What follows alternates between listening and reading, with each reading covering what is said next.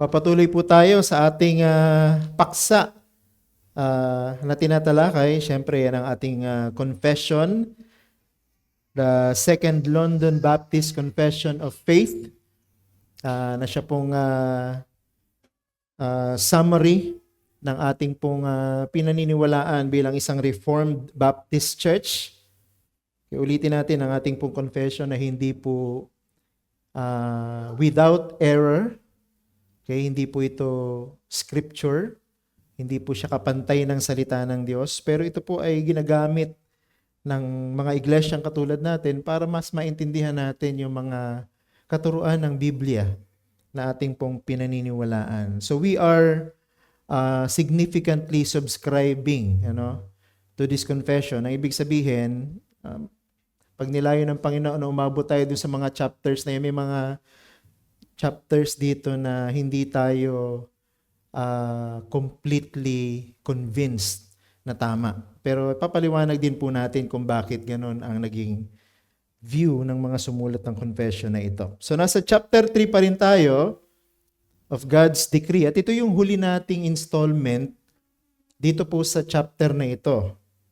Okay, part 10 na ito. And Lord willing, after this ay magpo-proceed na tayo sa chapter 4 ng ating pong confession. Okay? So, nagpo-progress naman tayo. Bagamat hindi tayo mabilis, pero tinitiyak po natin na nadadaanan natin ang bawat mahalagang mga paksa at nabibigyan natin ito ng mainam na pagpansin, bagamat hindi ganun kadetalyado. And besides, ang ating pong association ay sumusunod din sa pagtalakay ng ating pong confession, though I think mas comprehensive ng konti yung ating Theotalk kaysa sa ating mga lessons sa Bible class, and I think mas okay yon para hindi redundant. Kumbaga, may mga detalye na mas natatalakay ng mabuti sa Theotalk at may mga detalye naman na mas natatalakay natin sa ating Bible class na mas nasa discussion level. Okay, sa mas madaling question and answer type. Kaya ini-encourage din natin na wag lang tayong umattend sa Bible class every Sunday, kundi daluhan din natin ang ating Theotalk. Kasi katulad kahapon, napakaganda ng tinalakay na paksa nila Pastor Jonathan at ni Brother Jem sa topic ng adoption. Purihin ng Panginoon diyan. Anyway, reviewin lang natin yung ating mga napag-usapan na mabilis, hindi natin dadaan lahat kasi masyado na tayong malayo sa umpisa. Pero gusto ko na ipakita sa inyo, ito yung mga natalakay na natin. The nature of God's decree. God's decrees did not include foresight. God's decrees included election and reprobation. Yan, tinalakay po natin yan sa isang Theotalk. I was one of those who lectured on the doctrine of election and reprobation. And then next, election is definite. Panglima, election is free. And then yung tinalakay natin nung nakaraang Sunday, God's decrees include the means towards salvation. Nakita mo, makikita mo dito sa ating outline na hindi lang nagtakda ang Diyos randomly, kundi ang Diyos sa kanyang katalinuhan, maayos niyang tinakda ang lahat mula sa simula hanggang sa katapusan. At dito nga, noong nakaraang Lord's Day, tinalakay natin, totoong ang Diyos ay pumili kung sino yung maliligtas, pero hindi niya hinayaan sa natural process ng mundo ang mga pinili niya para makarating kay Kristo, kundi naglagay din at nag-provide ang Diyos ng mga hakbang o pamamaraan para yung kanyang mga pinili na yon mula pa nung panahon, bago pa nilikha ang mundo, ay umabot sa pananampalataya sa ating Panginoong Jesucristo. Tingnan mo kung gaano katalino ang Diyos, kung gaano ka-gracious ang Diyos. Hindi lang siya pumili kung sino yung maliligtas, nagbigay din siya ng tamang pamamaraan kung papaanong sila ng mga pinili ay makararating sa kaligtasan. Kaya hindi natin pwedeng sabihin basta-basta na hindi ako ligtas, no? Baka nga talagang hindi ka ligtas sa pasimula pa lang.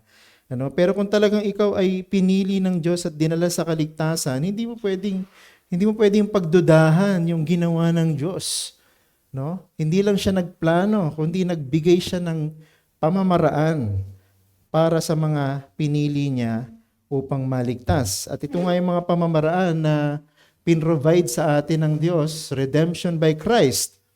Diba? So, ang mga hinirang ng Diyos ay tiyak na maliligtas. Bakit? Sapagkat nagbigay ang Diyos ng batayan para sa kanilang katubusan.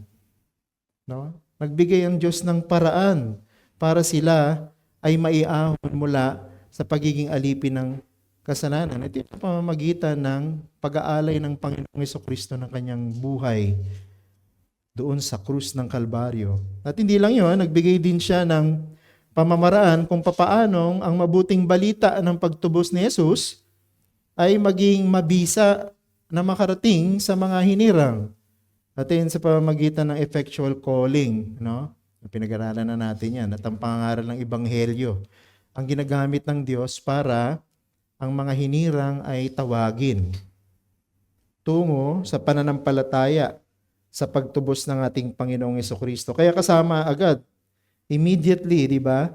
Pag naging mabisa ang Ebanghelyo sa kanyang pagtawag, magkakaroon sila ng pananampalataya sa ating Panginoong Jesucristo. Bakit? Sapagkat kino-convert sila ng Holy Spirit. So yung pong mga steps na ito, ano yan, hindi natin malalagyan ng eksaktong kailan ba nangyari, sino ba ang nauna. Mahirap kasi, no?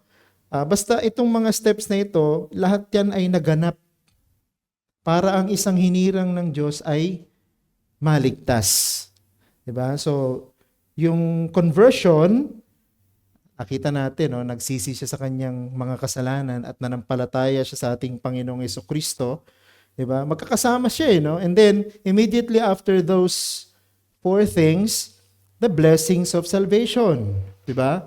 At ano yung mga blessings of salvation na pag-usapan natin? Diba? Justification. Ibig sabihin, pinawalang sala ang isang hinirang. And then adoption. Mamaya, papag-aralan natin yung adoption, no, sa ating sermon. Pero gusto kong sabihin na yung mga pinawalang sala ng Diyos sa kanyang hukuman, hindi nahahatulan, hindi lang pinalaya. Diba sa korte, pagka ikaw'y kinasuhan, ikaw'y lilitisin.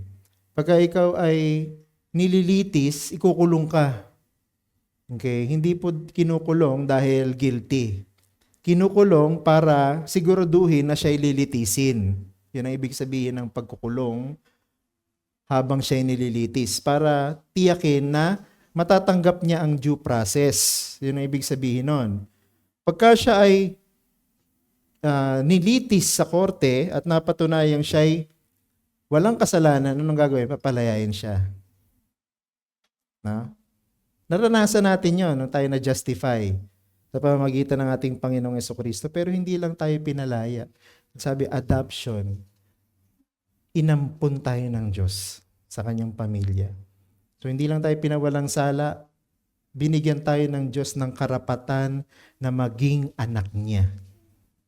Kaya kung naiintindihan natin yun, no, yung mga blessings na yun, hindi mo siya babaliwalain at hindi mo siya ipagpapalit sa iba. Siguro, isusuko mo ang lahat para makamit mo to. No, hindi yung isusuko mo ito para makamit mo ang iba. Kasi pag naiintindihan mo kung ano yung ibig sabihin ng mga blessings na ito, gustuhin mong maligtas eh. Diba? And then, hindi ka lang binigyan ng Diyos ng karapatang maging anak. Ano sabi dyan? Ikaw ay ginagawang banal. Binabago ka ng Diyos. Kaya hindi pwedeng yung isang taong pinawalang sala at inampon sa pamilya ng Diyos ay magpapatuloy sa kanyang kasalanan. Diba? Makikita nyo. That's totally contradictory. No? Pinawalang sala ka ng Diyos, you're no longer guilty, inampun ka ng Diyos sa kanyang pamilya, binigyan ka ng karapatang tawagin siyang ama, tapos magpapatuloy ka sa kasalanan mo. Ano gusto mong sabihin? Diba? na pwede kang mag-enjoy ng kaligtasan pero nagpapatuloy ka sa paggawa ng kasalanan? Hindi. Kaya ang isang totoong mananampalataya ng Panginoon, pinawalang salat inampon, babanalin ng Diyos yan, di ba? Gagawin siyang bago, gagawin siyang masunurin, gagawin siyang mapagpasakop sa kagustuhan ng Diyos. At sila, na mga dumadanas nito, ay pananatilihin ng Diyos hanggang sa wakas. Kita mo kung gaano kumpleto yung pagliligtas ng Diyos. Hindi lang naghirang ang Diyos kung sinong maliligtas, kundi nag-provide siya ng lahat ng mga kailangan nila para makarating sila sa kaligtasan. At hindi lang para sila'y maligtas, kundi magpatuloy na ligtas hanggang sa katapusan. Diba? So, walang totoong mananampalatayang tatalikod sa kanyang Panginoon. O, maliban na lang, kung di talaga siya mananampalataya ng Panginoon, kaya niyang isuko ang Panginoon, at ipagpalit sa kasalanan. So, nakikita mo dyan, di ba, yung pagkakasunod-sunod, hindi pwedeng wala ang isa diyan. Definitely, all of them are connected to each other and they all contribute to the overall salvation of the elect. And then, siyempre ngayon, yan nasa paragraph 7 na tayo. Ito yung huling paragraph ng chapter 3. Okay, so tatalakayin na natin ito para matapos na natin yung chapter 3. Paragraph 7 na po tayo. Babasahin po sa inyo sa screen ninyo. Sabi niyan, the doctrine of the high mystery of predestination is to be handled with special prudence and care, that men, attending the will of God, revealed in His word, and yielding obedience thereunto, may from the certainty of their effectual vocation be assured of their eternal election.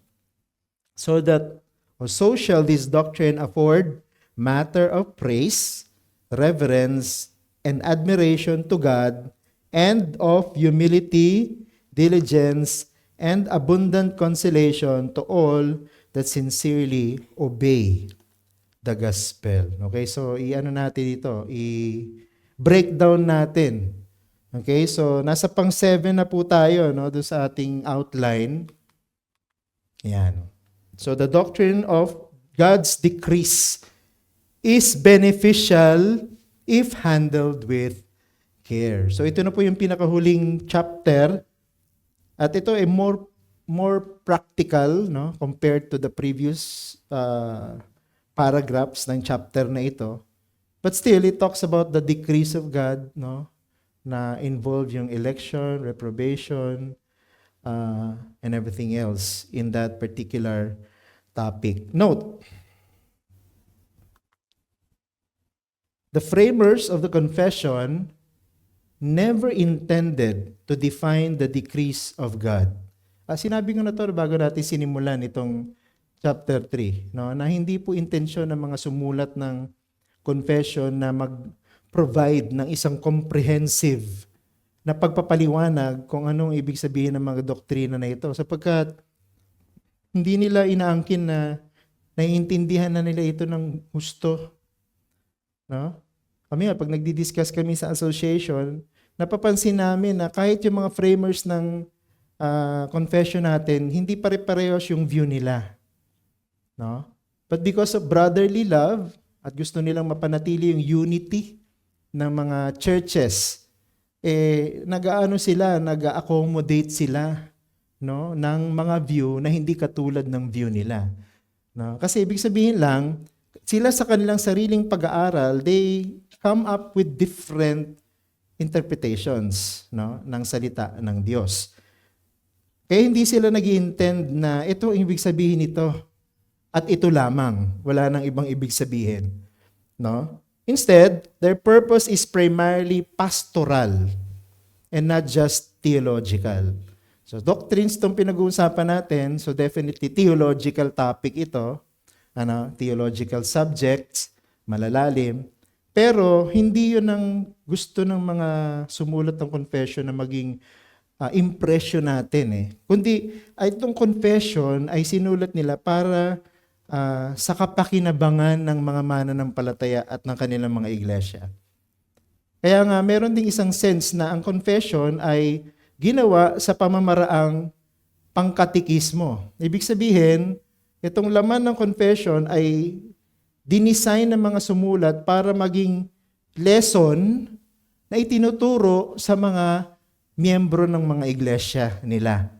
No, katulad na ginagawa natin, pinag-aaralan natin sa Bible class. Yan ang nagiging lesson natin. So we go through the chapters at tinitingnan natin yung mga pakinabang natin sa mga ito. And they even suggest na itong confession ay pwedeng ituro sa mga family worship. Ibig sabihin, sa mga family devotion ng mga members ng church, pwede nilang i-consider na i-discuss yung confession. No? Kasi may mga Bible passages dyan sa mga statement at pwede yung ipaliwanag sa mga pamilya. Kaya napaka-practical nito. No? Very pastoral ang purpose nito. And if we handle this confession properly, then we will enjoy many and great benefits. At ang una sa mga benefits na yan ay ito. It must be studied to determine personal assurance of salvation. So, ang pangunahin na praktikal na dahilan kung bakit natin pinag-aaralan ang confession at particularly this chapter about God's decree ay para magkaroon tayo ng katiyakan ng ating sariling kaligtasan. Hindi kaligtasan ng iba. No? Hindi kaligtasan ng ibang church, hindi kaligtasan ng ibang religious groups, kundi kaligtasan natin, personal. Nga, magkakaroon tayo ng pag-aaral para tiyakin natin sa ating sarili, ako ba'y ligtas? Diba? Tingnan niyo yung sinabi dun sa unang mga sentence ng paragraph natin. Paragraph 7, sabi, the doctrine of the high mystery of predestination is to be handled with special prudence and care, that men attending the will of God revealed in His Word. So, hindi lang po mga lalaki yung tinutukoy dito. Sinabing men attending the will of God revealed in His Word. Ibig sabihin, every student of the Word of God. So, men and women yan. No? Generic for all human beings. No? Na nag-aaral ng salita ng Diyos and yielding obedience thereunto. So, hindi lang siya willing mag-aral ng salita ng Diyos, kundi nagpapasakop siya sa salita ng Diyos. So, it's useless kung pag-aaralan mo ang salita ng Diyos pero ayaw mo naman mag-submit. That's useless. No, walang pakinabang yan para sa iyo. You will not benefit from it. So, if you want to understand the Word of God, dapat yung heart mo willing to submit. May, from the certainty of their effectual vocation, be assured of their eternal election. So, yung mga nag-aaral ng salita ng Diyos, at nagpapasakop sa lahat ng mga sinasabi ng salita ng Diyos, anong sabi? Sa kanilang profession, ng kanilang pananampalataya, magkaroon ng katiyakan na sila'y pinili ng Diyos. Nakuha niyo yan? So, ibig sabihin, hindi ka lang nag-aaral para maintindihan yung doctrine ng election. Nag-aaral ka ng mga topics na yun para matiyak mo kung elected ka nga to salvation. Diba? Kung talagang ligtas ka, kung talagang mananampalataya ka, kung talagang nagpapasakop ka sa salita ng Diyos. Tingnan niyo 1 Thessalonians 1:4-5. Maganda yung sinabi ni Apostle Paul dito. And this was addressed to the believers in the church at Thessalonica. Pansinin niyo mabuti, sabi, for we know, so si Apostle Paul kasama yung kanyang team, addressing the believers at Thessalonica, sabi nila, for we know, brothers loved by God, that He has chosen you because our gospel came to you not only in word but also in power and in the Holy Spirit and with full conviction. So paano daw natiyak ni Apostle Paul at ng kanyang team na yung mga mananampalataya sa church sa Thessalonica ay totoong pinili ng Diyos? Sapagkat sila ay hindi lang nananampalataya sa Ebanghelyo at sa kapangyarihan ng Banal na Espiritu, gamit ang ebanghelyo, kundi sila'y may ganap na katiyakan. With full conviction. So, ibig sabihin, dapat tiyak mo sa sarili mo na ikaw'y tinawag ng Diyos. Tiyak mo sa sarili mo na ikaw ay pinili ng Diyos. No? Tiyak mo sa sarili mo na ikaw ay ligtas. No, hindi lang natin kinukonvince yung sarili natin, hindi ligtas ako kasi matagal na akong member ng church No? Ligtas ako kasi babasa ako ng Bible, nabaptize ako. 'Di ba? Hindi lang ganoon yung kadali, no? Kasi kahit yung mga nananampalataya kay Muhammad, naniniwala din silang ligtas sila. Kasi sinusunod nila yung lahat ng mga inuutos sa kanila ng relihiyon. Yung mga miyembro ng Iglesia ni Cristo, naniniwala din silang ligtas sila. Diba? Kasi kaanib sila ng Iglesia ni Cristo. Mormons, Jehovah's Witnesses, pag tiyak kaming ligtas kami dahil ginagawa namin yung nire-require sa amin ng aming iglesia. O sino nagsasabi ng totoo? Ito, yung sinasabi ni Apostle Paul. Dapat alam natin, at hindi lang tayo nakakaalam, dapat alam din ng iba na tayo nga ay totoong tinawag ng Diyos. Gamit ang ebanghelyo niya, kapagkat meron tayong katiyakan sa ating pananampalataya. So, two things. Practical matters. One, priority is personal instruction and spiritual growth. Kaya tayo nag-aaral ng doktrina, hindi para maging expert sa pakikipagdebate. Kasi iba nag-aaral ng doktrina, nagbabasa ng mga aklat, bumibili talaga ng mga mamahaling e-book, tsaka mga book patungkol sa mga theological topics.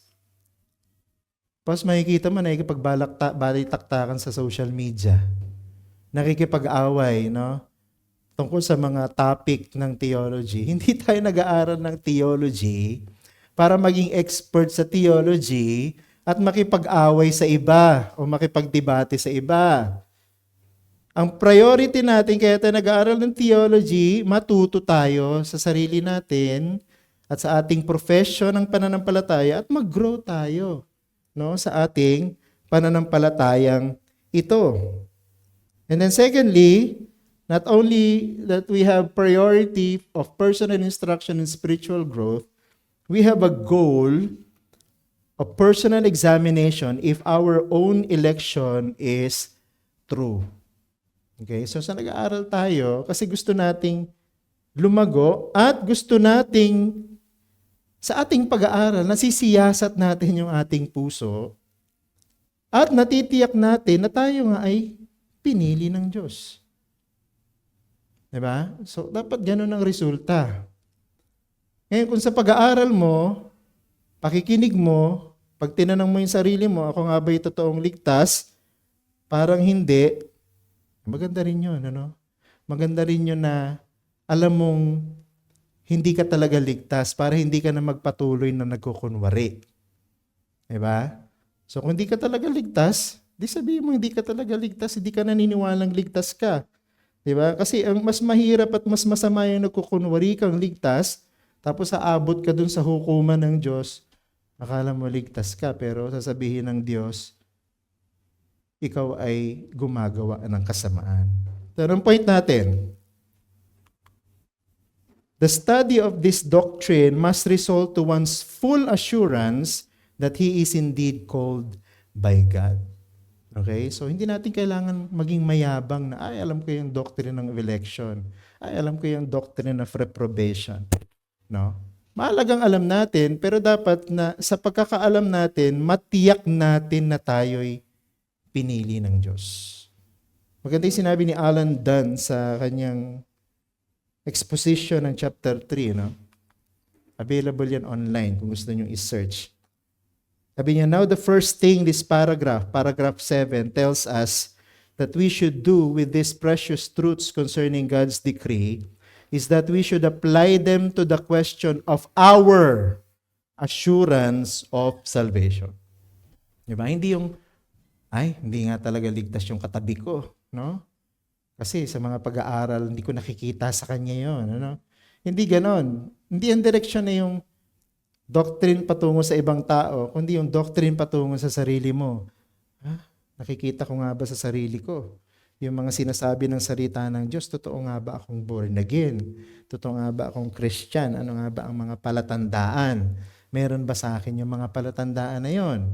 O wala? Yan ang dapat na maging resulta ng ating pag-aaral ng doktrinang ito. Pangalawa, its study must lead us to praise and reverence God, to praise and reverence God for them. So yung pag-aaral natin ng doktrina, pag-aaral natin ng theology, dapat ang resulta, purihin natin ang Diyos at sambahin natin siya dahil sa lahat ng ito. Sabi sa confession natin, so shall this doctrine afford matter of praise, reverence, and admiration of God.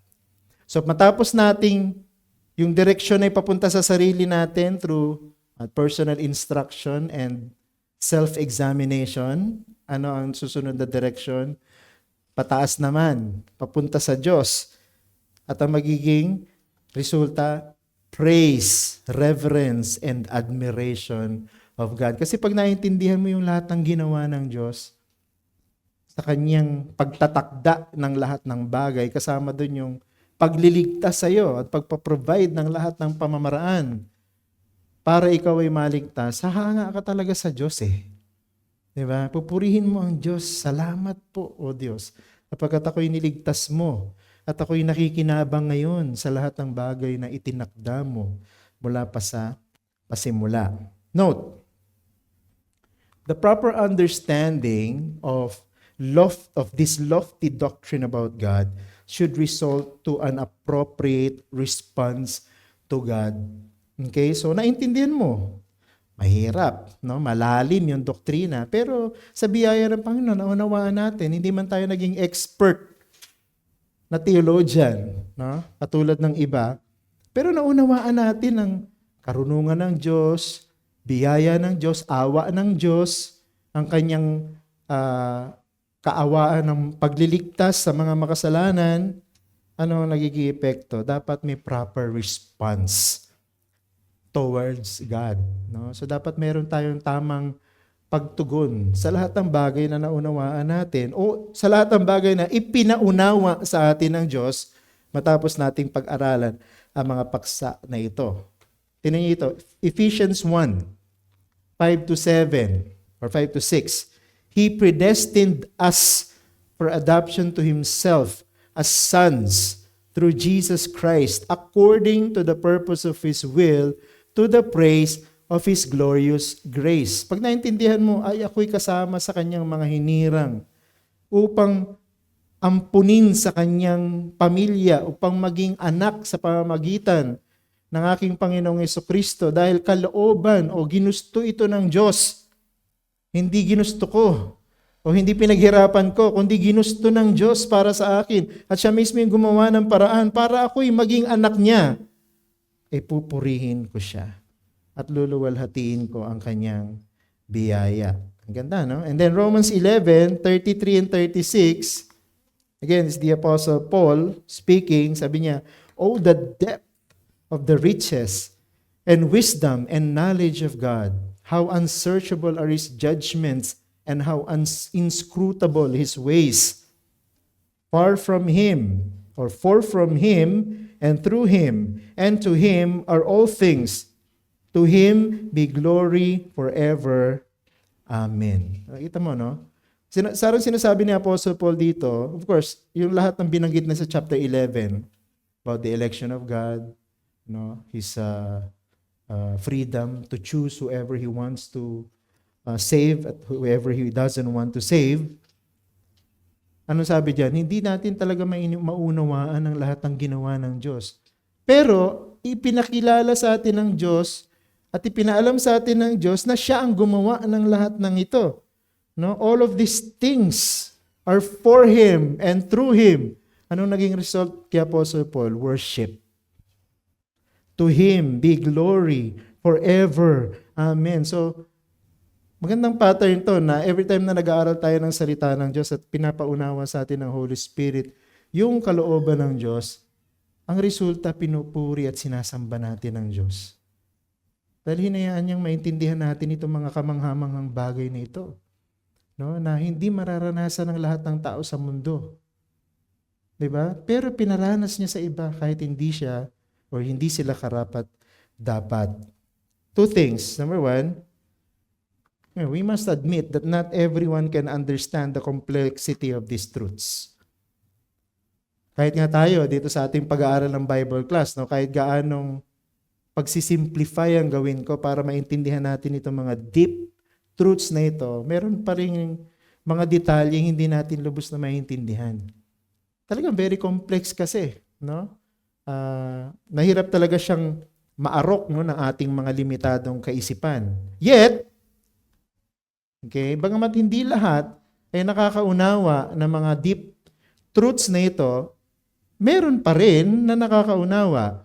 Yet those who do understand these complexities of truths must always go back to God with praise and worship.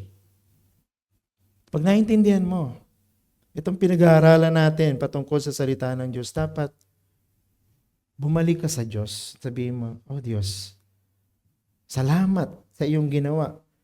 Salamat dahil pinaunawa mo sa akin to at pinaranas mo sa akin ang lahat ng mga mabubuting bagay na ginawa mo. Kaya pinupuri kita at sinasamba kita.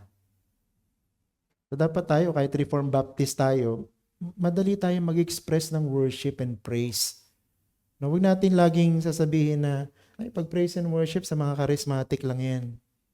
No? Ako, Reformed Baptist ako, hindi ako expressive sa praise and worship. Dapat tayong ang mas expressive at mas gumagawa ng praise and worship sa Diyos. Dahil mas nauunawaan natin ang katotohanan ng kanyang malalalim na salita kumpara dun sa iba. Diba? At yun ang proper response eh. Pag naintindihan mo ang pagpapakilala ng Diyos ng kanyang sarili, dapat hindi mo papigilan yung sarili mong magpasalamat at sumamba sa Diyos na ito. Sabihin sa Kanya, pinapasalamatan kita o Diyos, sinasamba kita. Pansinin niyo sa New Testament, every time, actually from Old Testament to New Testament, every time God revealed Himself to humans, tinan niyo yung laging response sa mga tao, di ba? Worship. Na pag nagpakilala ang Diyos sa Old Testament, o nagpakita sa pamamagitan ng anghel, ano nangyari sa mga tao? Sila'y napupuno ng takot. Bakit sila napupuno ng takot? Kasi naunawaan nilang Diyos itong nagpapakita sa kanila. At sila'y nagpapatira pa sa kanyang harapan. Sumasamba. Same in the New Testament. Pansinin niyo yung mga apostles. But every time that the angels appear, di ba, napupuno sila ng takot kasi alam nila, this is God's revelation of Himself. They will try to worship. Di ba, sinasaway pa nga sila ng mga angels. Huwag mo kaming sambahin. Hindi kami karapat-dapat. Pero nung sa, di ba, nung nag-resurrect si Jesus, nagpakita siya kay Thomas, nagpatira pa si Thomas at sinamba si Jesus, sabi, my Lord and my God. Hindi pinigil yan ni Jesus because He is worthy to be worshipped and praised. Nagpakilala siya na siya yung Diyos na namatay pero muling nabuhay. At karapat-dapat siyang sambahin because of that wonderful revelation. Yan ang attitude. Diba? Again, Alan Dunn. Sabi niya, when Paul thought about what God had done in His decree, all he could do is praise God. And when we think of what God has done in mercifully choosing us to eternal life, when we think of what we deserved, and just the opposite, which He has graciously given us, what else can we do but humble ourselves and worship Him? Ganda, no? Ganun talaga yung tamang response. Ganun talaga yung tamang reaction natin. Pagkatapos natin maintindihan sa pag-aaral ng salita ng Diyos or after listening to the preaching of God's Word, na ito yung kalooban ng Diyos sa atin, hindi natin mapipigilan, no? Yung sasambay natin ang Diyos. Hindi mo naman kailangan itaas yung kamay mo para sumamba sa Panginoon. para malaman ng ibang sumasamba ka sa Panginoon. No? By simply turning to God in quiet prayer, no? Nagpapasalamat ka sa naintindihan mong katotohanan ng salita ng Diyos at yung puso mo ay kanyang pinuno ng pasasalamat, no? At habag ang naranasan mo mula sa Diyos, kanyang awa na hindi mo karapat-dapat tanggapin. Hindi mo naman kailangan lumuhod, no? Para lang masabing sumasamba ka. Kaluluwa mo na pwedeng lumuhod sa harapan ng Panginoon even without any physical manifestation. Point. Every clear revelation of God in Scripture is a call to worship Him. Tandaan natin yun. No? Kaya pagka nagbabasa tayo ng salita ng Diyos sa worship service o may reminder from the Word of God, it is God calling His people to worship Him. It's time to worship. Okay? So panahon ito para sumamba. Hindi para maglakad ng maglakad, kundi para sumamba. Hindi yung kumakain tayo ng kumakain o nagsi-cellphone tayo. Kundi panahon ng pagsamba, tinatawag tayo ng Diyos na nagligtas sa atin para sambahin siya sa katotohanan at sa Espiritu. Alright? Number 3 and last. Knowledge of this truth should humble and console us. Okay? So, pag naintindihan natin ang mga malalalim na doktrina na ito, hindi lang natin sasambahin ng Panginoon, kundi matututo tayong magpakumbaba sa harapan ng Diyos at ma-encourage sa mga katotohanan na ni-reveal sa atin ng salita ng Diyos. Sabi sa confession, and of humility, diligence, and abundant consolation to all that sincerely obey the gospel. Again, di ba? Nandun yung effects ng revelation of truth sa mga totoong pinili at niligtas ng Diyos. Humility. Diligence. Ibig sabihin, hindi natutunan mo tapos na. Lalo mo pa siyang inaaral. Lalo ka pang nagsisipag na matuto. And abundant consolation. Ibig sabihin, napupuno ng encouragement yung heart mo. Mas marami yung encouragement dapat from the Word of God kesa dun sa problema ang hinaharap mo sa mundo. Baliktad kasi maraming mga mananampalataya ngayon, na-overwhelm tayo ng problema natin sa mundo at hindi ng mga katotohanan ng salita ng Diyos na ipinapakita niya sa atin. Dapat baliktad. No? Kaya nga dapat mayroon tayong daily study of God's Word, devotion, family worship, especially Lord's Day, which is the culmination of every week or even the start of every week. No? Kasi Sunday is the beginning of every week. Diba? Nag-aaral tayo ng salita ng Diyos. Diba? Para ma-overwhelm tayo ng mga salita ng Diyos, ma-comfort tayo. No? Kaya yung Lord's Day, first day of the week, para mabusog tayo, ma-overwhelm tayo ng salita ng Diyos, para dun sa buong week na ito, makayanan natin ang lahat ng ating haharaping pagsubok o problema. Kumbaga may baon tayo mula sa salita ng Diyos para, alam mo yan, harapin ang bawat challenges ng buhay. Hindi yung, siyempre, pag hindi ka busog ng salita ng Diyos, baka Monday pa lang, pagod ka na, wala ka ng strength. So dapat, Lord's Day, busog na busog ka para sa buong week, yung mga challenges, temptations, trials, mapapagtagumpayan natin sa biyaya ng Panginoon. Note, the confession qualifies. Ito maganda to. The confession qualifies that such benefits will only be enjoyed by those who have attained assurance of their election. So yung pong comfort, humility, diligence, may enjoy lamang po ito of those who sincerely obey the gospel. Pansinin niyo. Ibig sabihin, hindi lahat mag-enjoy ng benefits. So no wonder, hindi lahat ng nagsasabing Christian sila, di ba?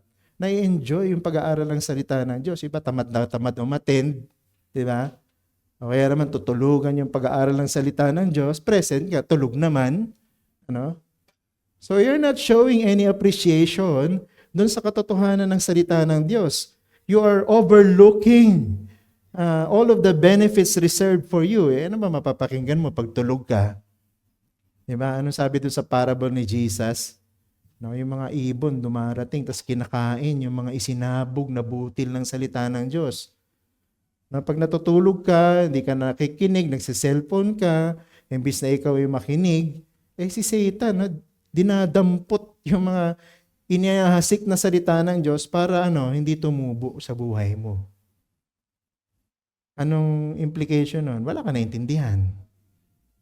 At syempre, pag wala ka naintindihan, wala kang pakinabang. Diba? So, dahil wala kang pakinabang, dahil wala kang naintindihan, weak ka. No? Wala kang growth.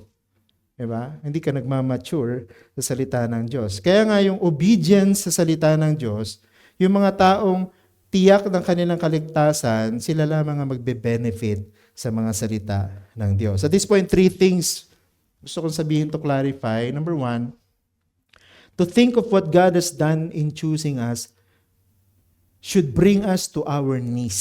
So pagka pinag-aaralan natin yung mga salita ng Diyos, dapat ma-humble tayo. Panginoon, salamat. Dahil ako'y naging recipient ng ginawa ng aking Panginoong Jesucristo sa krus. Diba? Hindi dapat yung mayabang na, I'm special. Tapos nakikita mo sa paraan ng pagsasalita niya sa social media, na kinokondem yung iba na hindi naniniwala sa doctrine na ito.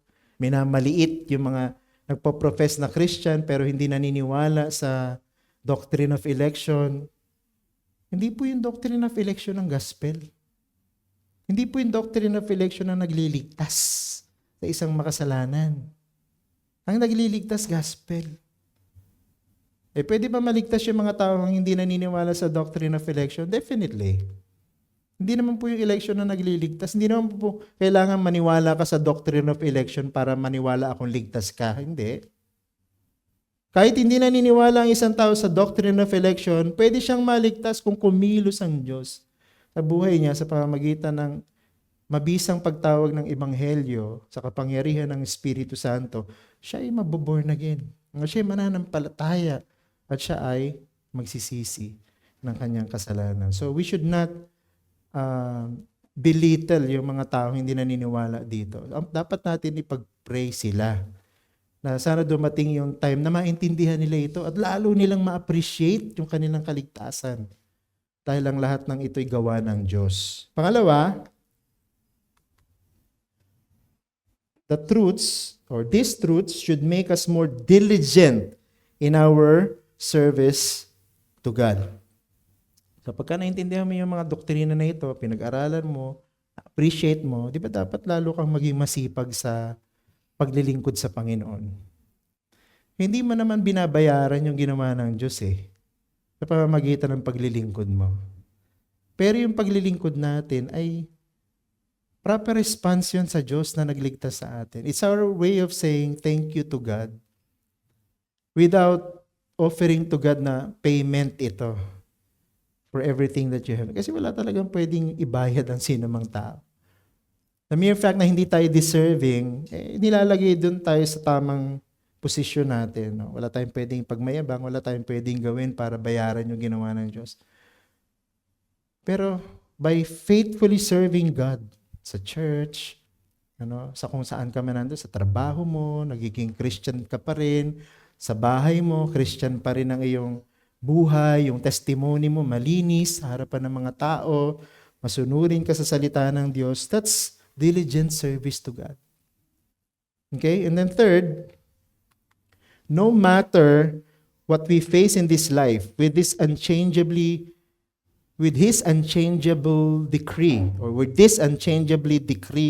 mali yung English, with His unchangeable decree, nothing can separate us from the love of God, which is in Christ Jesus. So, ibig sabihin, dahil naintindihan natin ang lahat ng ginawa ng Diyos ay wasto, lahat ng itinakda ng Diyos ay magaganap, at wala siyang pagkakamali sa lahat ng kanyang pinagpasyahan, walang makapaghihiwalay sa atin sa katotohanan ng lahat ng naging resulta nito.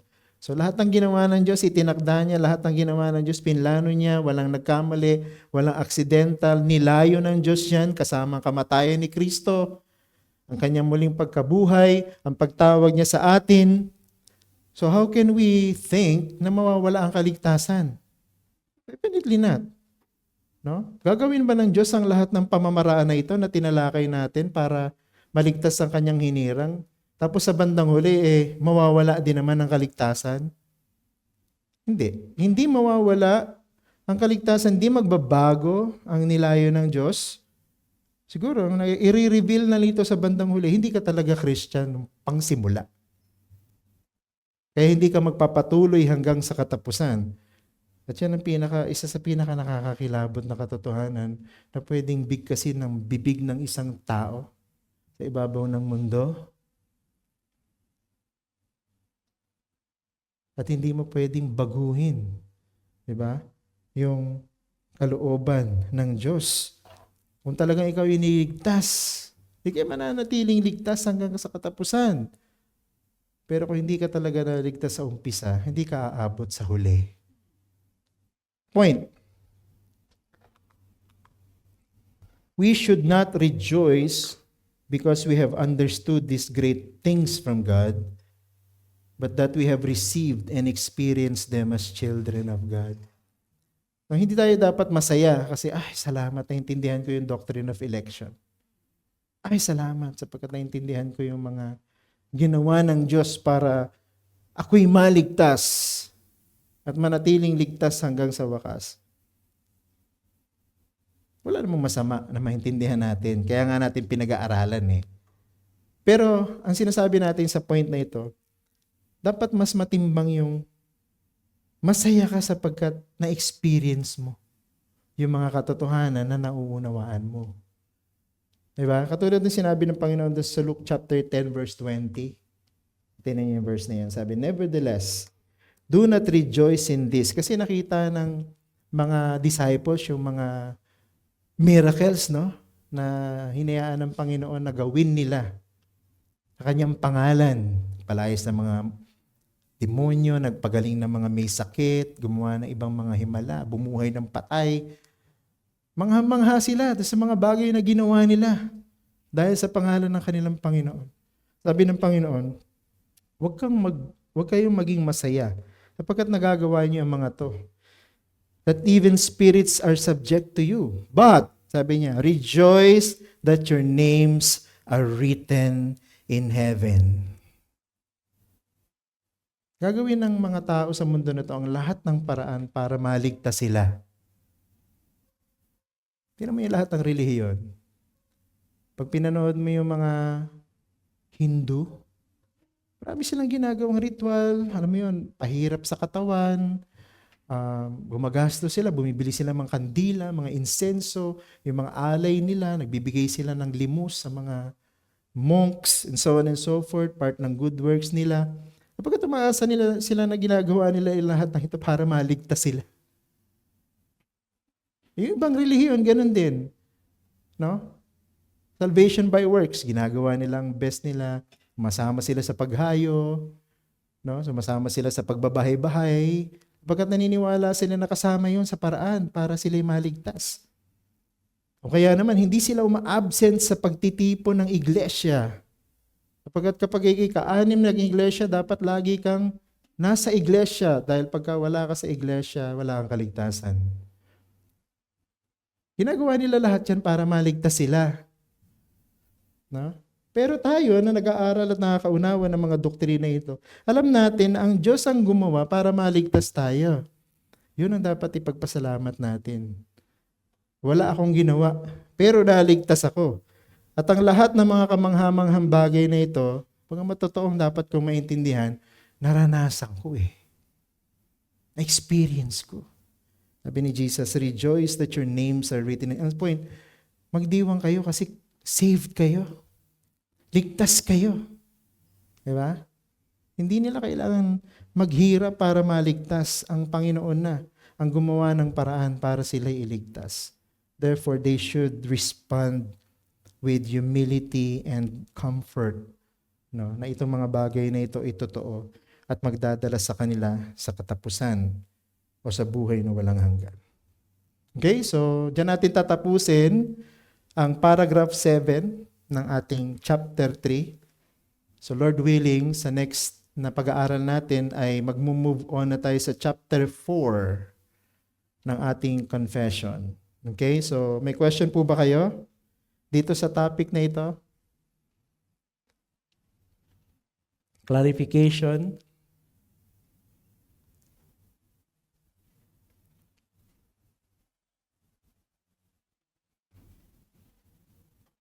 So nag-start tayo sa pag-aaral natin ng chapter 3 ng malalalim na doktrina, pero nagtapos tayo sa practical na application ng mga ito sa buhay natin. Dapat ganun ang pag-aaral. Kahit personal devotion mo, nag-aaral ka ng Word of God, tapos naiintindihan mo yung mga deep things of God, pero dapat ang epekto, practical, no? Yung nagiging pakinabang mo sa buhay mo at nagiging dahilan ng paglago mo sa iyong pananampalataya sa Panginoon. Question?